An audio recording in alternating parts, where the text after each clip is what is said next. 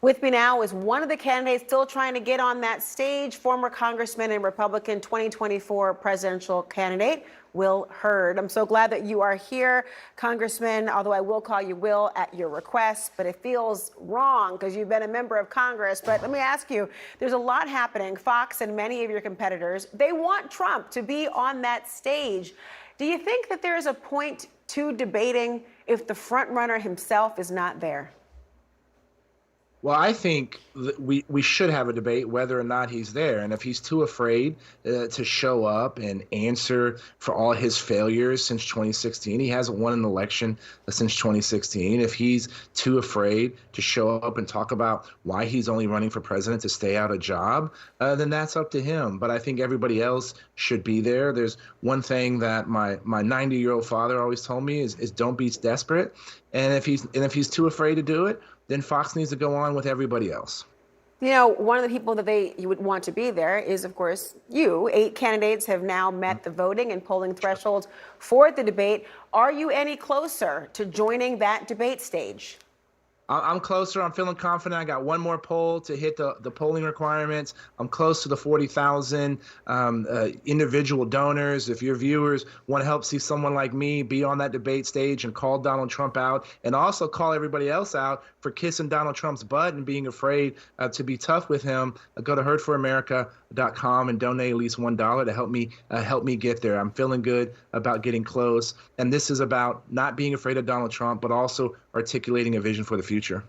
That latter part, of course, is what many voters are hoping to hear about, because as you can imagine, there has been an overwhelming focus on Donald Trump and his legal woes, with good reason. I mean, you're talking about a twice impeached, thrice now indicted former president, and maybe a fourth one on the horizon, perhaps out of Georgia.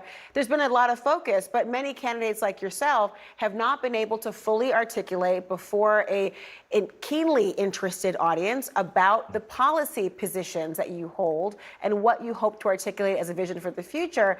But even having said that, there is one person, Vivek Ramaswamy, and also Ron DeSantis. They became the first GOP candidates to sign the RNC pledge to support whoever the eventual nominee will be. This is a requirement, as you well know, for anyone who wants to be on that debate stage, according to the RNC.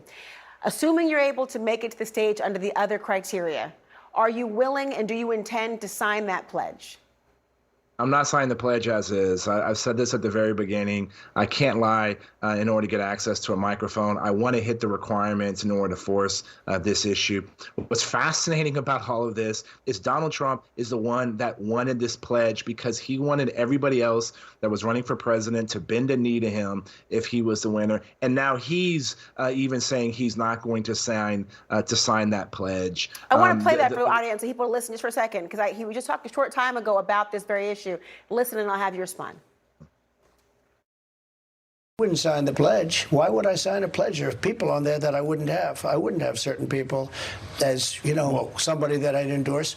So they want you to sign a pledge. But I can name 3 or 4 people that I wouldn't support for president. So right there's a problem. What do you say to that? Well, this might be one of the few times that Donald Trump and I agree, because my issue is not with supporting a Republican nominee. My issue is with supporting Donald Trump. He's a national security threat, and you've talked about all the baggage. If Republicans want to actually win, if we put Donald Trump up as our nominee, we're going to give 4 more years to Joe Biden. We need someone who's going to be able to grow the party with independents and with Democrats that are frustrated with the direction that Joe Biden has taken the Democratic Party. And this is what we need to be having. And if folks want to see how this unfolds, hurdforamerica.com. Help me get on that debate stage by giving at least $1. Real quick, before I know we have to go, but I am really curious about your take, having been a member of the intelligence community. What happened in Utah? The idea of somebody being sought to be arrested and ultimately killed in a plan, it seems, to try to assassinate the President of the United States, also threatening in some way those who are prosecuting the former president. What do you make of the rhetoric that may have led to this moment for this individual? Well, political violence of any kind is absolutely unacceptable. And if somebody is plotting to hurt or kill Democratic officials or Republican officials, then guess what? The FBI is going to show up to your door. And if you try to aim a weapon or shoot at the FBI, there's going to be a response. And this notion about political rhetoric, we saw this earlier in the year, late last year, around the Supreme Court justices. When I was in Congress was when Congressman Scalise was shot. This political rhetoric and advocating violence is absolutely unacceptable, and all politicians should come out and say enough is enough and shouldn't be supportive of that. Will Hurd, thank you so much for joining. Of course, always a pleasure to be on.